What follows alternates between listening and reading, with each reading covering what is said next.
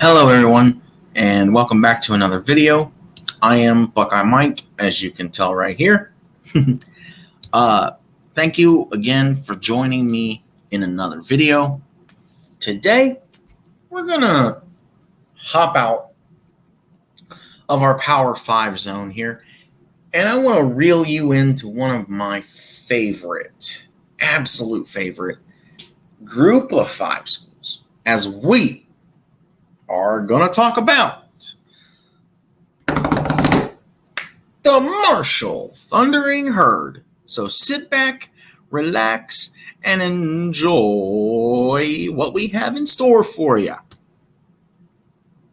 So, first of all, I want to talk about the amazing head coach for Marshall football, Mr. Charles Huff. Like his counterpart up in Maryland, Mr. Locksley, they were assistants under Nick Saban. So I love the opportunity that was given to Charles by Marshall. I have my own thoughts and opinions and feelings on getting rid of Doc and bringing in an Alabama man, but I really think that Charles has really done a lot for the university. And so I like the direction that he's actually gone through and taken Marshall. We saw last year under under Huff, we saw Marshall pull off the biggest and greatest upset probably in school history, honestly. When Marshall went all the way to South Bend, and you can see it in the background. They went into South Bend, they played Notre Dame, and they won. Now, a team like Marshall is not supposed to be able to go into South Bend and beat Notre Dame. You're supposed to go in, get your paycheck, and get your face stomped into the mud hole. Usually. That's what you're usually supposed to do. But that's not what Marshall did. They said, you know what? We know we can win. We're better than this team. So let's do it. Let's go in and win this game. Charles Huff is currently sitting at 16-10. He's above 500, which is good. And like I said, I like the direction that he's taking this program and this team. He's brought in a couple transfer QBs, or one transfer QB, and he had success. So with him bringing in another one that we'll talk about, can he factor in the same success? Can he repeat the success that he had last year? We'll have to find out. And who is the quarterback that they brought in? None other than JT Daniels. Now, I have my own personal opinion of Mr. Daniels, and it's not very high, if I am going to be honest with all of you. It is not very high because Daniels has jumped around from place to place to place to place to place. He's played for 4 different schools, maybe 5, and he's not had any luck. He does not stick around long enough to try and fight for the position. He just runs away.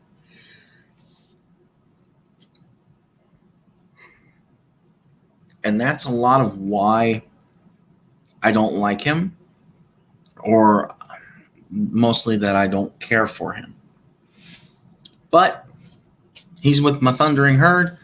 I'm going to give him a second chance. I hope that he can really lead this offense and show that we're finally having unalienable success under Charles Huff. I think with the running back that we have in the backfield that we're about to talk about, that there's going to be a lot of pressure and a lot of a load taken off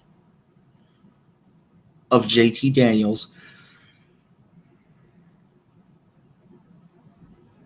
And I think that's going to be the big key to setting him up for success. But we shall see. Who's that running back? My man, Rasheen Ali. This man is a beating browser of a running back. I love the way that he grounds and pounds. I love the way that he runs through tackles with force. He is overall, in my eyes, the perfect running back. And I hope to see him continue to stack up more yardage and more success as a whole in 2023. Now, the big key part that everyone is here for, Marshall's 2023 football schedule. So now let's go in, break it down game by game, and I'll tell you who I think is going to win. Week 1, Joan C. Edwards Stadium, which, by the way, is really freaking awesome.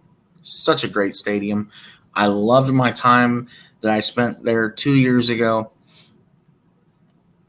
watching Marshall win. They have Albany coming in week 1. Obviously, this is a win. No doubt about it. Now, there may be some doubt about it. There may be some ups and downs in this game because of bringing in a new QB. We'll just have to wait and see what happens with JT, because he goes from should beat the crap out of someone to having his first test in week 2 and then having his second test in week 3. ECU on the road at Dowdy Ficken Stadium. I think this one's close, and I think it's yet another classic with ECU. Going all the way back to the 2001 GMAC Bowl with David Gerard and Byron Leftwich. Now, Marshall is underratedly known for having quote-unquote big-name QBs. Byron Leftwich, Chad Pennington, Rakeem Cato, in my eyes, was a really good QB. So there is a standard that not a whole lot of people talk about with quarterback play at Marshall, because it tends to try to be up there, especially a lot.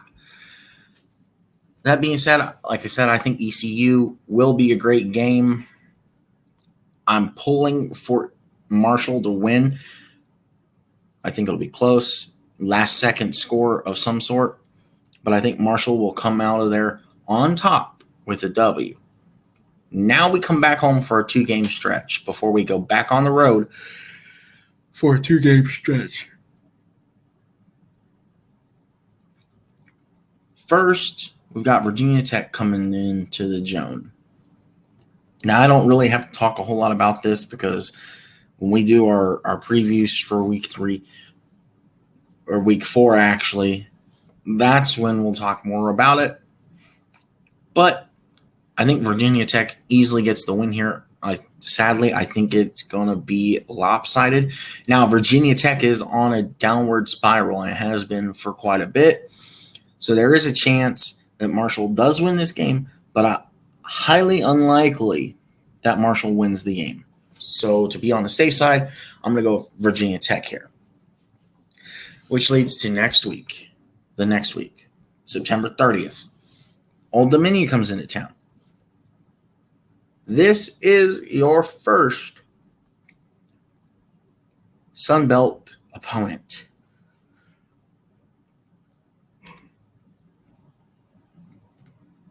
as a member of the Sun Belt. And it means a lot. It means something. Let's put our money where our mouth is. Let's put our bodies on the line for this. I'm going to go with Marshall in this one to get the W. Now, at North Carolina State, they were supposed to play this 2 years ago. I believe it was 2 years ago. It was canceled due to hurricane. So here we are. At North Carolina State, you're stacked with two, count them, two big name opponents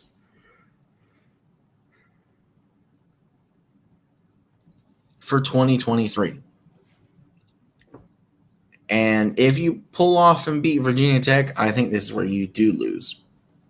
I took you to beat Virginia Tech. Or no, I took Virginia Tech to beat you.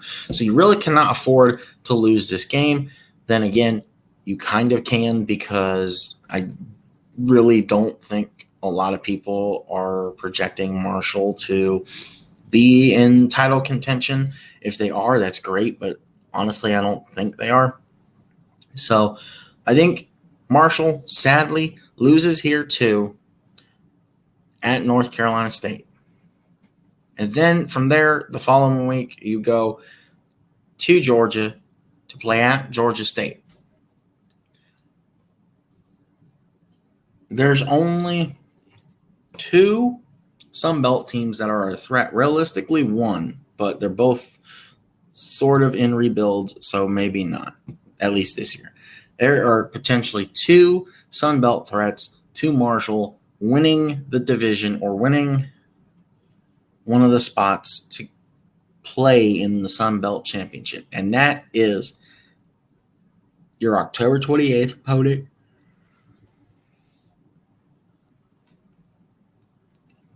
and your November 4th opponent, Coastal Carolina and Appalachian State. So, I think you beat Georgia State. I think you compete with James Madison, because James Madison is showing that they have what it takes to beat an FBS program.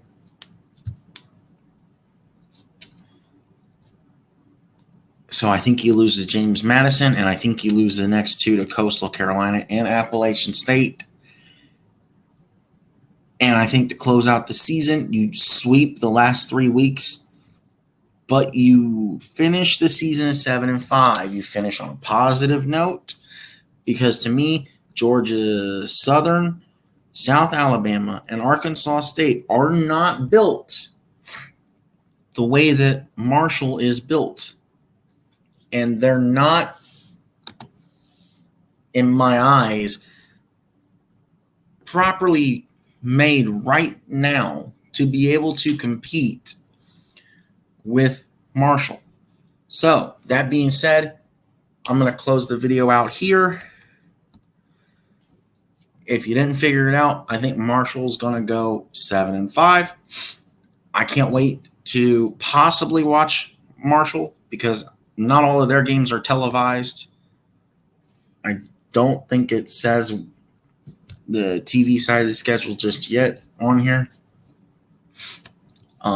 I can't wait to watch whatever games, even if I have to watch highlights on here on YouTube. I'm looking forward to an awesome Marshall season. It's a goal for me to try to get down there for a game. Who knows when it'll be or if I'll be able to. But I look forward to this season for Marshall and see the direction that Charles Huff is continuing to build this specific team. And I hope that we see this team continue to grow and be better and continue to help the program build towards what they want.